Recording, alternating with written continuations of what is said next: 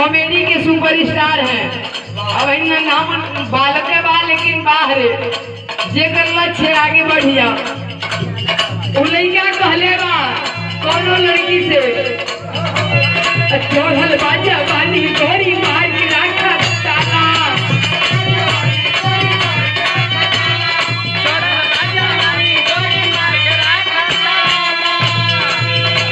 अन्ना तो एक दिन चली जाई जवानी पे पहला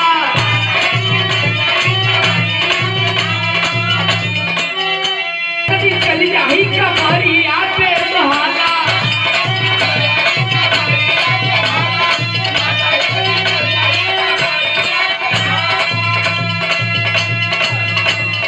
चढ़ल बाजा बानी गोरी मार के राखा ताला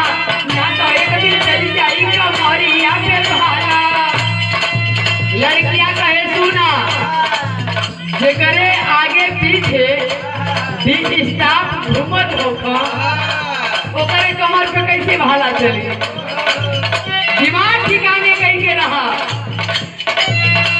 ऐसे तो अरे फेरा में नहीं आने वाला है। चढ़ल बाजा बानी गोरी मार के राखा ताला